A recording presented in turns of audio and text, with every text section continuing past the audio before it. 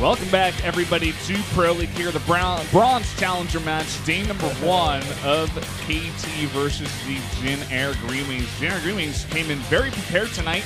They are off to a 2-0 lead. And now we have Super. He has not played a single game this season. However, last year he played a lot of games for MVP and did big work for them. He played in the Kespa Cup and did incredibly well, surprising a lot of people. I believe he also qualified for Season 1 of Star League and even pulled a 3-0 upset there as well earlier this year. So this guy is good. You know, he's one of those players that are in the background of KT Rolster they picked up like first, where you watch and you go, where is this guy? Why doesn't he come out? But he's back there. He's clearly a great practice partner. Yep, and here's Cure. He's played a lot this season, 9 and 8 though, not the best results in recent times. He did actually defeat Stats as well, so he knows his TVP. Yeah, he had 2 games recently in August in Pro League, but before that, I think he played in like May. So there was a big gap of time where he really did not see much time in Pro League. So it's really interesting to see, you know, where he's come. He certainly had a big break. But look at this. A 4-1 against Protoss and nothing for Super because he just hasn't been playing. But look at the lose streak for Super as well. This is why we haven't seen him this year. Yeah, I'm really curious to see if some of those are even qualifier matches. No doubt you can confirm in a moment for me, but you look at these direct comparisons, 4 to 5. I think this match absolutely could go either way. But I want to actually, I was going to say, I want to lean towards Super here, to be totally honest. Yeah, looks like we are going to have a little game of foreign casters versus Korean casters once again. Here we go. We'll see how it does go. But, yeah, also leaning slightly towards Super. But as I said before, I thought this whole entire matchup would look a bit differently before we got here. But guys, anyway, let's jump straight into game number 3 right now on Cactus Valley.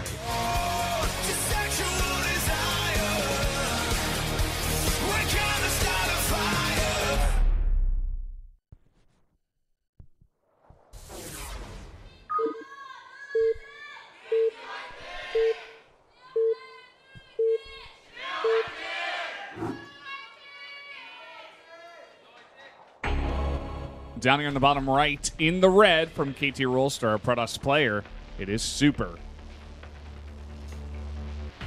To the top right in green for Jin Air Green Wings, it is Cure, in fact. And for those who don't remember who Super was. Vampire. Exactly. Gotcha. You see, you know. Yeah, that's true. That was the Wolf Starcraft Historian Pop Quiz. Congratulations. I paused. You've won the daily double. Yeah. Who was he playing against when he scouted? It was a Baneling all-in against him, then pulled his sentries into the main and Banelings killed him. Time's up. It was Xenix Line. Thank you for playing. I knew it was a Xenix player somehow. Oh my god. Ended up playing it under the name Suho Shin for a bit. Actually, might have even been using that name at that time. But I want to just talk about how back in the day he was known for his timing attacks. He was known for mid-game play, similar to some of the other players of his era, like Tassadar on NS Hosa. These Protoss players all about the mid-game, all about timing attacks, making a lot of Zerg players upset, but was never really famous for this matchup. And I think his best matchup is definitely his PvP, so I'm surprised that we see him come out on Cactus Valley. Yeah. Bit of a shot here in the dark. I guess he just didn't get the matchup he wanted. Certainly would be expecting a Zerg on this map. We've seen Cactus Valley very popular for it. And I kind of missed the name Vampire, to be honest. I don't like Super one bit. Super's not as good as Vampire, I think. But I don't know. Maybe he wasn't happy with all those, you know, teeny vampire movies Twilight that came out. Jokes that they were made at him. Something like that. And he was just like, no, I can't have this. I am a professional. Vampires have been ruined forever. Listen, I'm usually pretty open to not I'm pretty open to being, like, looking at a movie that's designed for a different demographic. But in this case, like, I look at the Twilight movies and I'm like, I just can't. Vampires should not be allowed in daylight. It's can't. Simply the lore there is they should die if they're in daylight, not sparkle. Yeah. Well, guys, we are going to have a proxy here. It looks like it's going to be a Stargate. Going for the build where he puts it in the middle of the 2 bases and hopes that he gets the 67% chance to win.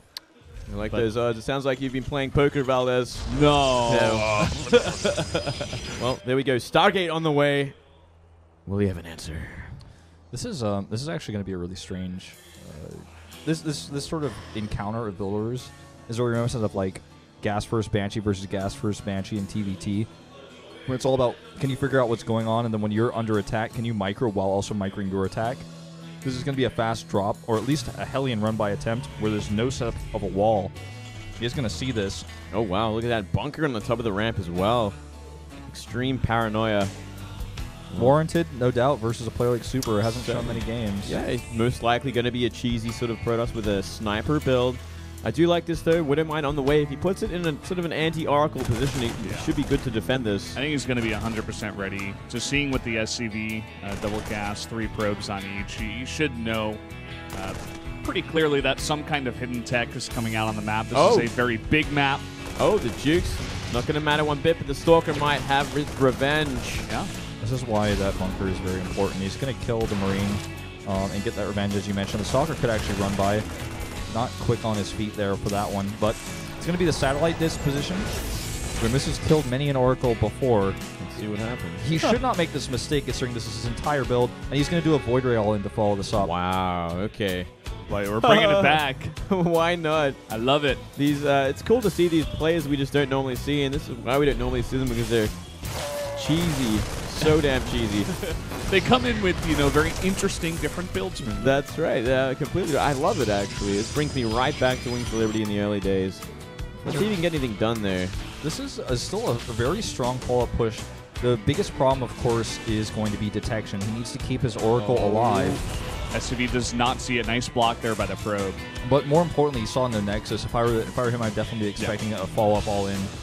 100%. If he doesn't have the Nexus yet, what does he have? He didn't have anything in the main. He's got either a ton of Stalkers outside my base with Blink, or he's doing a Void Ray all-in, or maybe he's got like extra Oracles, but he's definitely not playing macro. Certainly not. Well, let's see what Cure's going to do from here. Going to set up shop. Nice Widowmine position. If he just keeps making Widowmines while he slowly techs up, he should be pretty ready for anything. Yeah, detection is the biggest problem. Like I said, if he loses this Oracle, he loses the game, and it's already at half health. How many Void Rays do you already have out here? Is it about 2? Okay. He's definitely going to have to respect those Void Rays, for sure. There are going to be 3, maybe 4 by the time this does hit, if he wants to wait a pretty long time. This counter drop, though, could do a lot of damage, but also put Cure in a pretty awkward position if he's doesn't have enough units to kind of defend this when it does come. A couple sentries warped in here. Looks like he may go for that bunker at the top of the ramp. No signs of taking an Nexus at this point, so I don't think it's a contain. Yeah, I think from here it's simply an all-in. And he's going to be forced to do an all-in. Oh my god, he's going to be so cut with that. But he's going to be forced to do an all-in once these Widowmines hit. Yeah, this is, oh man. This is just not a, oh my god, he didn't even move. Yeah, 3 kills coming down there. Somehow Super is getting some more kills here as Kira is trying to get down the ramp. That's just game-ending damage. He has to now. He's in an all-in position. He's going to use the Oracle going back home. He activated it so early that, in fact, I don't even think he's going to have detection. What he only has is 1 Stalker as well. This is nowhere near enough. He kills that Stalker. He can just pick up the second one if he wanted to, but he's just going to let it go. Here comes the all-in. He needs some force fields there. The Widowmine hit is good on those Zealots. Oh, it's actually going to be enough to get rid of the first bunker. Second one's still up there, and another Widowmine just coming out. Yeah, he needs these Widowmines to be in position because there's no detection here.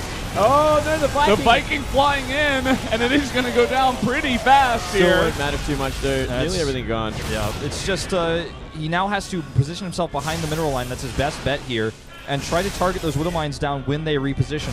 Forget about the probe line. That's not going to be important. It's already over the economy here for Super. He needs to use what he already has to the best of his ability, or he's not going to be able to win this game. It's actually getting way too close here. Spear's actually in a pretty bad spot. He's got to get more and more units out, but he's going to lose his Stargate before he gets another Viking out. He needed that Viking so badly. His Widowmines were just way too far back, and now he has to unburrow them to move them, and that's just going to take way too long. Oh my god. And all those SCVs taking a bit of extra splash damage. Stalker running in and forcing that there. And now there's just no units to deal with this. The force field misses, but not much of an economy back at home here for Cure. And still some probes at least are mining back to the base of Super. Oracle went down, by the way. No more detection on the map, so these Widowmines will survive. Can he hold on until he gets enough units out to deal with the remaining Protoss units there? I'm not sure, though. With good micro, there should be no way that Cure wins this game because there are flying units on the map. There's actually just enough money to make another Oracle as well. And unless he like really screws up his border micro and does things like this repeatedly, I think that this game is essentially over. Cure is going to hope for the best here. Oh, loses that Widow Mine as well. Heartbreaking there. That could have been a big sprint. What's still happening though? You know, a lot of mining damage is happening. SCV is going to get to work here. He's just going to lose this Nexus essentially. This game is not over yet. Yeah, it's not over. I mean, another orbital has landed as well. Emil is getting mining there, so he's going to slowly build back his economy if Super doesn't at least leave one unit over there. There are, look at the units tab here at the top left. There are never ever going to be enough units for Super to, or rather for Cure to kill Super's army, but if he messes up his micro, that could be another story. There are 2 Widow Mines here, and if he messes this up, this could be Cure's way back into this game. Oh my god. Here he comes. Is this real life? Well, at least he can deal with the Widow Mines now. That should be checkmate. Yeah. Well, there's still 5 Widow Mines out on the map, so yeah, that's true. There are 3 going to be left over. This is an ugly game, guys. He's going to leave that one there as well. Oh my god. Oh no. What this in is the happening world is happening? in the postseason playoffs, guys. Yep, Nerves actually are happening. high I'm today. losing my mind right now. Oh my god, let's see how good this hit is. Oh, he knows it too, and it's he's going to try be to save it. Christmas. Here comes the SCVs. No target. Getting hit onto the probes. But More guess Widow what? Mines More are Widow coming Mines. down. More Widow Mines. Will he target this time? Looks like he will. Void Ray does go down. The Oracle is coming back. He's got another SCV. He's got 2 SCVs now. Another mule drops. Oracle coming back to deal with them though. Is he going to do like a run-in sort of pickup or just let them go? I guess he's going to let He's going to have to let him go. This should still be game, but man, has this been sloppy. Oh boy. Well, there you go. There's another shot Widow there. Mine, but another Oracle is being made as well. The one thing that Super hasn't done is found this other base. I think he's going to find that now. Yeah, he knows. He should have a fair idea where it is. It's either going to be the top, middle, or probably that 3rd base expansion. I guess you wouldn't expect that it would be this close because he's not checking right next to his main. Is that saying the closer you are to danger, the further away you are from harm? That's what the Hobbit Something said. like that, That's what they said to the Treants in Lord of the Rings. yeah, that was kind of like, I was like, what are you trying to tell me, Mary? So I think that this, as long as he doesn't really botch this. There you go. Yeah, getting one of the Oracles down. GG. It is still going to be GG, and there you go. Super going to take the first game here for KT Rolster. Well, it's still a win. A win is a A win. win is a win, guys. Let's not judge. I mean, I have nothing. I have nothing to say about that game other than just simply bad positioning from the Widow Mines on the defense. Cure has scouted what's happening. He knows 100% what he's up against. He knows it's Void Rays without even seeing them. Based on the build, he's checked the base multiple times. And you know, if you want to even argue against that point, I'm like, well, if he didn't know, then why did he go for a drop with Widow Mines in the base? Of course he knew there was no detection there. He knew there was nothing going on. He knew the Oracle's right next to his main base. He kills the majority of the probe line. All he has to do is make sure his Widow Mines are in range of the Stalkers and they can't run by. He fails to do the one thing that he needed to do, then almost comes back because Super gets too excited. I feel like these two teams are really, really nervous going this match. I said this before, and I have to echo this point. Well, it was just really bad decision-making, running down the ramp with Marines and then losing them all to force fields. That made no sense whatsoever. You were on the defensive. You had a great strategy to drop the mines into an undetected base. All you had to do was the damage there, but he let a lot go for nothing, and he really paid for it with the game. Yeah, very sloppy game there, but the next one should be a great one. It is going to be Zest versus SOS in a PvP, the first of the night. It should be a lot of fun, actually. I'm really looking forward to this one. SOS is really going to have to lift because Zest, he has been on point. He has been playing flawlessly in very recent times, so he's got a lot to prove here.